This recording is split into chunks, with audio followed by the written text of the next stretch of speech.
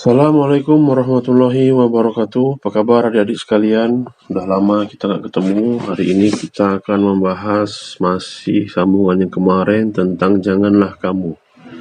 Ya, di sini ada surat Asy-Syu'ara. Ditemukan 4 ayat dan ayat 151, dan janganlah kamu menaati perintah orang-orang yang melampaui batas. Kemudian ayat 181, sempurnakanlah takaran dan janganlah kamu merugikan orang lain.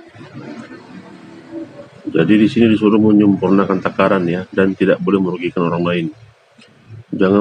Janganlah kamu menaati perintah orang-orang yang melampaui batas. Sebagian kita punya pemimpin kadang-kadang, apalagi kalau kita bekerja di suatu kantor atau instansi ya. Kadang-kadang kita punya pemimpin-pemimpin yang bodoh dan zalim. Jadi maksudnya bodoh di sini memang dia bodoh, kemudian kalau zalim itu dia sepertinya identik dengan jahat ya. Misalnya dia korupsi, misalnya dia menzalimin orang, memfitnah orang. Dan dengan jabatannya dia berusaha menyakiti orang tersebut sesuai hawa nafsunya, tapi memanfaatkan kita sebagai bawahannya. Jadi kalian harus pandai-pandai mengambil sikap, karena punya bos-bos yang seperti ini sungguh mengerikan, dan efeknya kalian bisa terlibat dengan dosa-dosa yang kalian lakukan.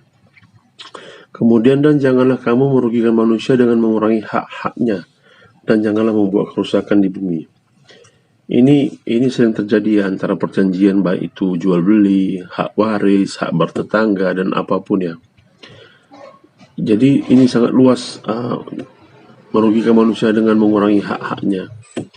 Bahkan kalau orang-orang warak, sampai-sampai dia nggak berani buat misalnya seperti polisi tidur, parkir sembarangan, karena dia khawatir mengganggu kenyamanan orang lewat. Maksudnya kalau kita pikir-pikir zaman sekarang yang begitu banyak orang berhenti sembarangan di pinggir jalan tanpa memikirkan orang lain, seenaknya saja meletakkan sesuatu di pinggir jalan, kan memang menurut kita tuh hal yang remeh. Tapi di Quran bilang, dan janganlah kamu merugikan manusia dengan mengurangi hak-haknya, dan jangan membuat kerusakan di bumi. Kemudian ayat 213, dan janganlah kamu menyeru menyembah Tuhan selain Allah, nanti kamu termasuk orang-orang yang diazab. Jadi untuk masalah agama jangan main-main. Benar-benar lakum dinukum waliyadin.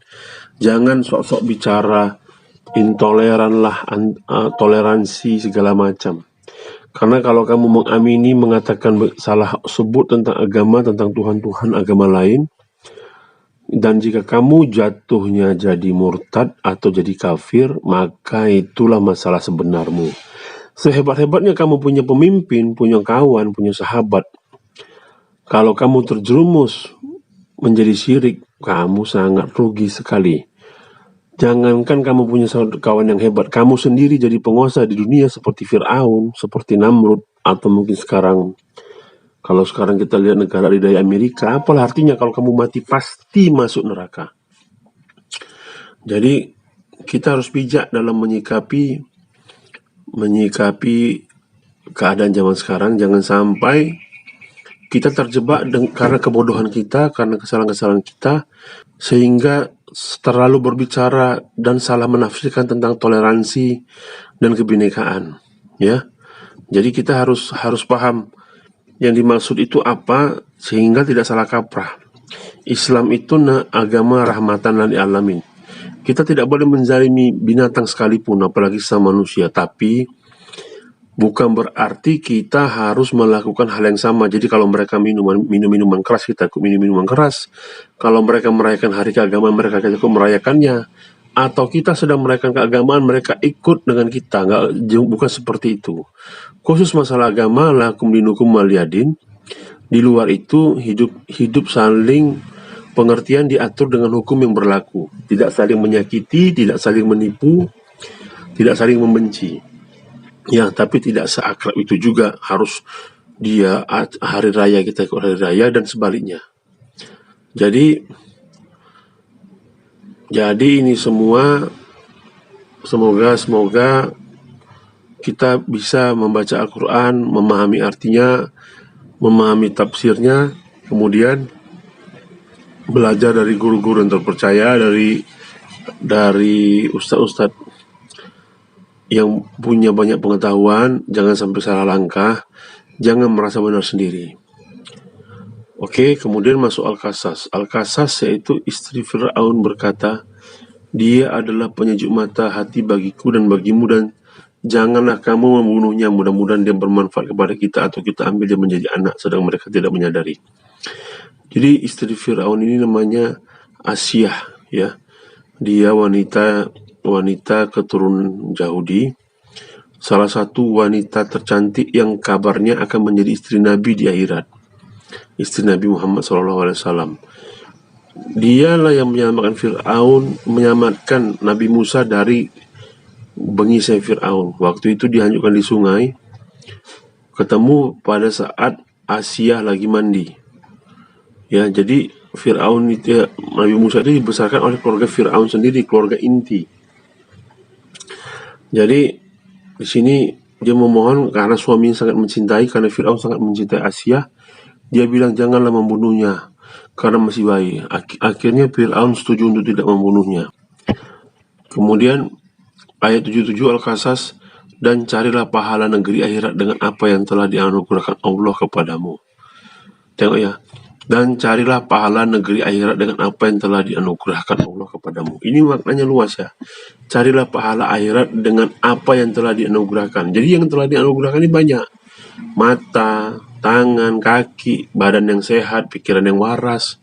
Termasuk misalnya ada masjid dekat kita, ada orang yang bisa kita bantu.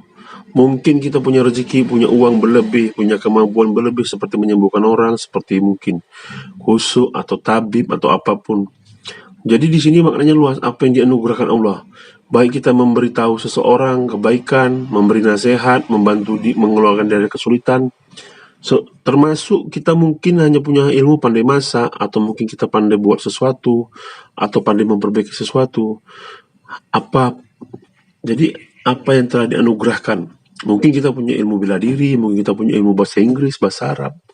Jadi kita manfaatkan semua itu karena Allah untuk membantu orang, melapangkan orang, menyelamatkan orang, baik dari kesusahan, dari kebodohan, dari kelemahan, dari kesakitan, atau dari azab neraka jahanam. Ya.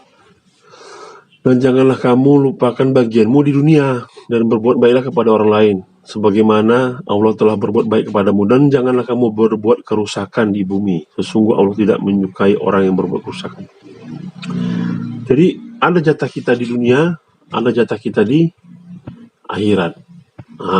Ada jatah kita di dunia ini. Ya, jadi Allah bilang jangan sampai kita lupa dengan itu. Ya. Jadi semoga ini bermanfaat bagi adik-adik sekalian, ya. Sholatlah tepat waktu, kalau bisa jangan berhutang, jangan kredit, jangan riba, jangan berzina, jangan melawan orang tua, jangan zalim, jangan bengis, berkatalah lemah lembut, banyak-banyak sedekah, usahakan baca Quran setiap hari dan pahami maknanya. Billahi taufiq wal hidayah. Assalamualaikum warahmatullahi wabarakatuh.